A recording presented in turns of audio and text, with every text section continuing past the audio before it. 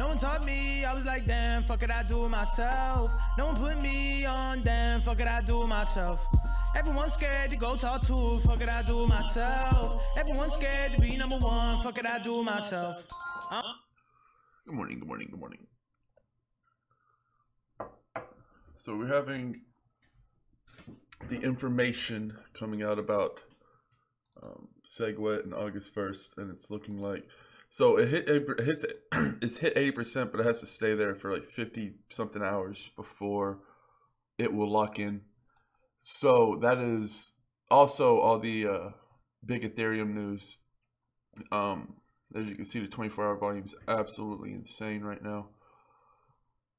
This has just been the craziest fucking month.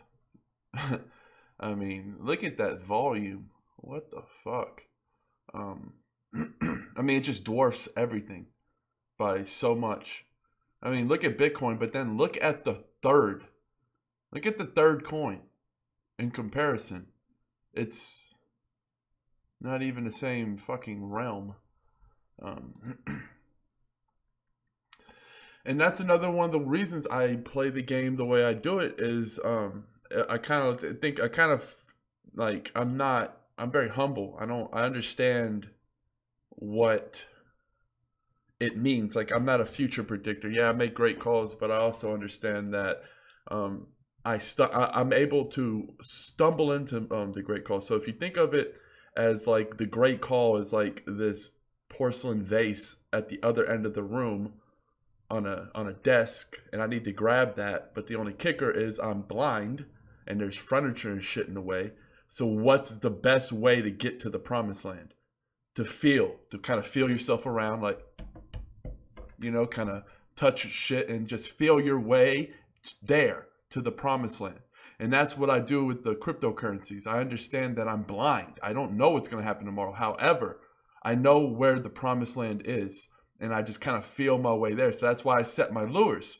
I'll set my lure at 2 and then 19 and then 18, right? So if it smashes through my floors, that's fine. But guess what? If it just keeps smashing through my floors, then that's fine, because eventually I'm going to overpay for some, but guess what? I'm going to hit some of it right on the head. And I think that's about as close as you can get to getting it perfect, because, you know, you're not going to be able to just guess it perfect on the dot every time. And that's why I also, to add to this analogy, I have long arms. And I mean by that is I can feel further away from me, which gives me a benefit. So that means I can add my floor, my original lure, I can add a little bit lower or a little bit higher in certain situations because I naturally have a long arm length. That means I'm naturally good at this shit. So I'm able to pick which floor I wanna choose going into it. Yeah, I sold a lot of Bitcoin at this price right now, and I have a lot of Tether. And I'm sitting here debating, do I buy the Bitcoin back or do I wait and fill out my original plan? So my original plan was obviously to sell all the, so the rundown was I sold Bitcoin at 2,500, bought some back at 2, bought some back at 19, bought back some at like 18, a little over 18. And I was going to, then it popped back up to 2,350 and I sold, in hopes that the market would crash. I kind of fucked up, and I'll tell you why. The reason I fucked up was because I'm in a situation that I don't like to be in. And what is that situation? That means having regrets. I don't want the market to go up. So if the market went up, I would feel bad. I don't like being in those type of situations. I rarely get myself into these situations. However, with the craziness going on, I felt a need to kind of try to pounce and make some big moves. So I got a little bit outside of my principles. And that's what happens to me when I get outside my principles. I get into situations where I'm in what exactly my principles protect me from in the first place. Like, my principles protect me from having any form of regret, market regret, meaning if the market goes up or down, I'm happy either way. When that's not the case in very rare situations like this one, it puts me into a weird spot that I don't like being in. And Especially, I mean, especially when I don't even need it. Like, I don't need to be making moves right now, and to put myself in a spot like this. So I might. Obviously, I have the strongest motherfucking hands in the goddamn world. I'm gonna hold and fill out my thing. And guess what? If Bitcoin's 25, 2600 come this weekend, then I'm just gonna have to fucking take that loss. But I understand that when you're in the moment, how many people would have sold their Bitcoin for 23.5 3 days ago? You know, like you would have fucking jumped on that big time because everyone thought Bitcoin was going to hit 1,300. The sky was falling. Ethereum was losing 10, 15% a day. Everything was falling through the floor. Everyone thought, man, this is really going to be, like, when is this going to stop? And then there's a breather, right? And then everyone's like, oh, it's fine. Like, people live so in the moment with these things. It's ridiculous. I mean, when it's going down, everyone has the turmoil like it's the end of the world forever. And then when it pops up, everyone thinks, oh, well, I should have done this, I should have done that, not realizing that it could be another one of those things tomorrow. Yeah, we got some good news. It's not, you know, there's much less likely a chain split now. It's not 100% out because this has to be locked for 50 plus hours. Plus, there's humans. This isn't regulated. This isn't the fucking, like, we honestly still don't know what's going to happen until it happens. And with even with that little bit of uncertainty, the market could go down. But I realize my era, and I'm in a situation where I don't even care anymore. Let the market go up, and I'll fucking buy Bitcoin back at 2,600 and take a loss on that thing.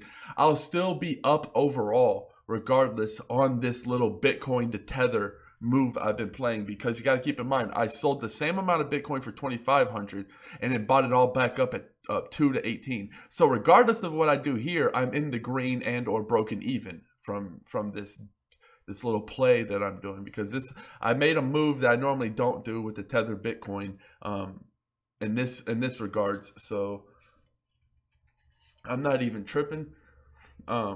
Would I like to see the market go down? Yes, obviously. If it goes up, whatever. I'm training myself to not have any regret in that spot because I can't. So it's whatever. I've just convinced myself that it's not convinced myself. It's the truth. It's I will break even regardless. And there's still a good chance for me to scoop up some at a big win if it does dip. If it dips below, like I have lures set at 21. And 2 and then 19. So because I don't think we're going to have that dip again because of all, you know, the good news and whatever's going on right now. And so basically we still have a while before all of this going, like, even once August is done, we're still a little bit in the rocks, although I believe there's going to be a lot more money in there. But Bitcoin still has sort of an uncertain future when you're talking about maybe even a possible hard fork down the road. We have to see all this shit. And that's what happens when you don't have it centralized. But guess what? I'd rather have the chaos and madness than have somebody own Bitcoin. It's really that simple. And the reason there's a debacle, and it's much needed, because you know, there's one entity that doesn't want to see nobody wants to see the miners have control. Nobody wants to see miners that have all the say in Bitcoin. Then we're fucked. Then I would never use Bitcoin again. I would be so fucking disappointed if that was to happen. We can't have any entity controlling Bitcoin. That's why you need to get up as much Bitcoin as you can, and don't panic sell it. Obviously, don't panic sell it. Those are the fuckers that are getting it. Them and you know, Chinese governments and foreign governments. But I went on that tangent yesterday. So basically, what am I doing right now? Right now, I am got my lures up. I'm not really setting lures. I'm setting lures for specific coins. Like I'm setting lures for No Limit Coin. I'm setting lures for a few other. Obviously, I have my Bitcoin lure set. Definitely taking this month to. I was really happy I was able to scoop up as much cheap Ethereum as I was able to, because that allowed me to be able to get into these ICOs, which I think are going to be good. I'm kind of disappointed. I hope I can go and get EOS below $1.50 again during this period. That's one of the only tokens that I wanted. I won't say I want EOS. Yeah, it's kind of a, I guess it has to be a want. So I'm gonna buy, like, at the end of this week, whatever happens with the market, EOS is gonna be something I'm gonna buy probably regardless of price too, because I don't think EOS. I think this is the floor for EOS. Around this is the floor. So, yeah, I mean, I'm going to get EOS just because I can't not get EOS and then it become bigger than Ethereum one day, and then I could have had a chance to get it for $1 and I didn't. So I'm definitely going to get me a nest egg of EOS. I mean, that was the debate. I got some coins during the one horrific crash, but I was also betting on there being another one just because it looked like when you go back and rewind in that time, when the crash was happening, no one knew what was going to happen next. It looked like it would be very hard for anyone to come to some kind of consensus because it just seemed like everyone was in disagreement. And I just really feel like the emotion played out. I also was saying that once it gets this low, people take a little bit to react. And this is that reaction. People, this is a combination of good news / so what happened, what started the recovery was this. It started to slide down, and people like me came in and were like, oh, fuck, this is free coin. So we stopped the bleeding. Once there was a mini up, right, you add a little bit of good news, and the weaker hands start to see an up, plus good news, guess what? Fear of missing out. And that's what's happening now. Now you're having all of that fucking people, fear of missing out, fear of missing out. So now here we are. You gotta think of it that way. We had the up, and then we had the big dip scare with all the fucking uncertainty, and then we had the whale scoop up everything at the bottom, causing an up. Because we're buying lots of stuff. Bitcoin wasn't going to keep dropping. I told everybody with something valuable, it's the law of just fucking life. If something valuable is sinking, it will only drop so fast and so far before a recovery, because there'll always be somebody there to scoop it up and looks of profits later on. And that was what's happening. And then boom, there was a big one because it started to get out of hand, and the investors realized this and scooped them up. And then there was everyone else, fear of missing out, good news plus the up. And that's where we are now. We're like at this little point right here where we're just kind of doing this. This thing. Now, I 100% believe that this market cap's not going to break 100 or break out until after August. I mean, it could. It fucking could. I just don't see the reason for it because, yeah, there's more confidence, but more confidence doesn't lead to overconfidence. I mean, all right, if there was a dire situation and now somebody's like, all right, well, we feel better now. We have more confidence. That doesn't mean that it's fucking everything's A-okay and everybody's rosy-posy, well, 110% fine. So we still have that out there. And anytime there's any kind of discomfort, the closer we get, minds change. We could definitely see the emotion play out in this market again, and Bitcoin could definitely go lower. It's really hard to say. What's going to cause an up would be pure big money, meaning like governments or just all the hardcore investors doing kind of what I'm doing, just looming, realizing that after August, especially after September, after we get away from all this shit, Bitcoin will be just skyrocketing, especially towards this Christmas. I believe this winter is going to be very big for crypto in general. It's going to be one of the biggest ups we've ever seen. And that's what we're preparing for. So that's why I'm not even really fucking caring about the $100 here, $100 there. Like if I have to buy Bitcoin back at 25, 26, come, this weekend, so fucking be it. I'm not really tripping. Everything else I'm just kind of setting lures for, and I'm kind of stocked up. I'm just kind of chilling. I'm really looking to get good bonuses in ICOs. That's my new thing now. I go to the ICOs early. I get as good of a fucking bonus for like a bulk order. I say, hey, look, I want the early bonus that you're giving, because I don't fuck with an ICO nowadays if there's no early bonus. Not anymore. I'm not doing it anymore. You have to give me a good early bonus, and I have to get a bulk bonus. So I got to get the double bonus on them, boys. You got to get the double bonus. And that's what I'm fucking with now, because I'm looking at Vertasium's ICO. I'm looking at PPT's ICO. I'm looking at Funfair's ICO. I'm looking at all these ICOs. And it's like, man, if I would have went to them and got the discount for the early, and you know, the pre-sales are the best.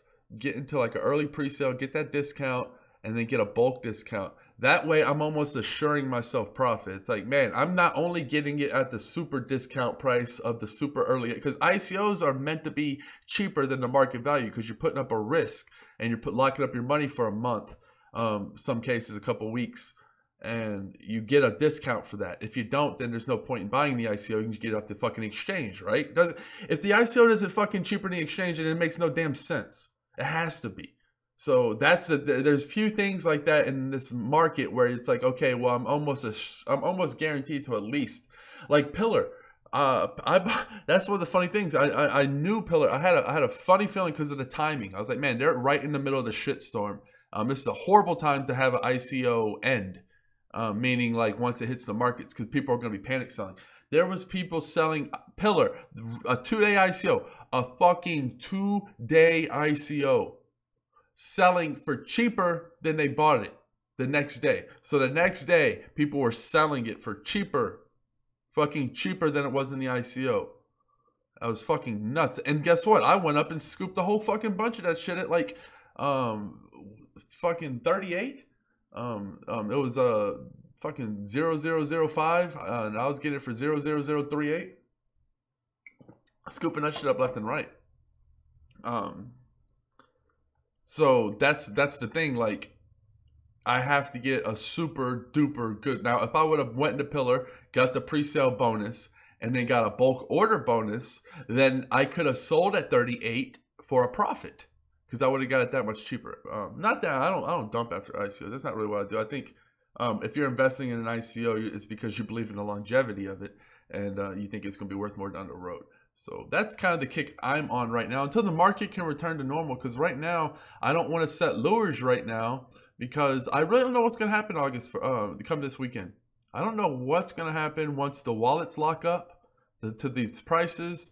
I just know that I want to have a lot of Ethereum before then, because I'll be able to do Ethereum trading, right? You can trade for altcoins with Ethereum, and that's what I'll be doing, and Litecoin. So I'll be loaded up on Litecoin and Ethereum, and I'll just be hunting all of these other coins, seeing if I can get a good deal. You know, the confusion, the weirdness might just draw people away, and there might be people dumping.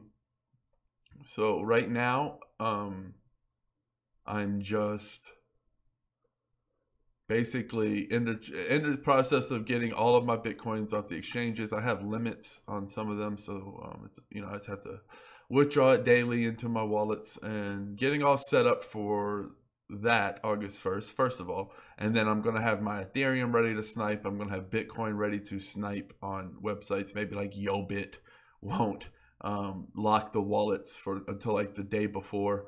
And I think those times you're going to be able to find some good deals. I just think that I could be wrong. If I'm wrong, I don't give a fuck. I've been right enough to afford this risk that I'm taking, and it's definitely a risk. But you know, hey, my moves have paid off so far with the Bitcoin and Tether. I'm not fucked yet. I haven't lost. I've made nothing but money, lots of good money doing it. And now we're in like a weird spot where, yeah, we've got some good news, but is the news good enough? Market cap is still 85. It's holding. It didn't dip into the 70s, which is a really good sign. I feel this is going to be like a 4-day run. That's usually how it is. It's usually when there is like a mini run, it'll be usually around 3 to 4 days. So we'll see after 4 days if this market cap is the same, or once it hits 90, then I'm probably pulling the trigger on Bitcoin regardless of the price. Because I hate saying that. I'm not going to do that. I'm going to hold out. I'm going to hold out to this weekend regardless of what the fuck happens. And hell, if I have to buy $3,500 Bitcoin, I'm buying fucking $3,500. I don't give a fuck. I just don't want to buy it now and then it fucking tanks and then I kick myself for fucking saying, you know, you had a plan. Obviously plans change because of the information. So it's just, obviously, you know, you can feel my being torn in this type of situation, and who wouldn't be? It's tough. It's hard to it's like a very crazy market. It's not normal. No one's ever experienced anything like this. So you know, I have as much experience at this as you guys do. I mean, no one has any experience in situations like this. Yeah, if you went with Ethereum, but even then, that was when, you know, like, this is different. Like, Bitcoin's like the Fed, it's like the dollar, it's like the world reserve, the crypto reserve, basically. Without Bitcoin, they all fall. We can do without Ethereum. Ethereum could disappear tomorrow, and we would, you know, the market would still be fine, actually. Theoretically, if like Ethereum left, but yet, you know, we could say technically everything built on Ethereum is still there. I'm just pointing out an example. If Bitcoin was gone tomorrow, everything would be fucked. It would be like the train fell off the fucking tracks and everything exploded and everyone died. Yeah, there'd be a recovery down the road, but I mean, without Bitcoin, everything's fucked. And everyone knows that. That's why when Bitcoin goes down, the whole fucking market went down. Bitcoin went down, and where the fuck did Ethereum do? Ethereum goddamn almost died. And everything else almost died. That's 100% of Bitcoin. Why did Ethereum go fucking down when, yeah, the people are saying that Tezos ICO was unloading and that was happening. But you're going to have that happen because guess what? All these ICOs are fucking using Ethereum and they're going to have to, you know, diversify. And you're talking about, I mean, they have to diversify and have to sell. And when you have millions and millions and millions of dollars worth, then that's what happens. So, like, that's what's happening right now if you don't realize. Big ICOs are dumping. Look at the volume. They're dumping, trying to sell. Not even dumping, they're just trying to sell. I mean, somebody was definitely dumping before. But look at the price compared to the 24-hour volume. What's happening is there's high demand for Ether right now. That's what's keeping the price over 200. Once that demand goes, it's going to crumble back under 200. But there's still demand meeting that resistance. So it's like the demand meeting the resistance right now. And you can see this is probably Tezos right now, or you know, other ICOs with Ethereum unloading, and the market, and it's just not fucking normal to see this kind of 24-hour volume without this price being absolutely high. You know why? Because that means the demand is high, yet the price is low. That means there's a lot of demand and a lot of supply. That's all that means. A lot of demand and a lot of supply. You take that supply away just a little bit and you have $350, $400 Ethereum right now. Easy. Easy. But with the overwhelming supply, it's artificially keeping the price low. I got an interview later today, not too long, with the CEO of MyBit. We're going to get down. He's going to get down on all the technical stuff, and all the cool, you know, the vision and all the cool things going on, and the future updates. It's going to be really cool. You know how I absolutely love being able to talk to these coin creators, being able to just listen to them talk and absorb all the information I can. It's a very beautiful thing. So yeah, stay tuned for that. I'm going to kill it here. Cheers. Peace.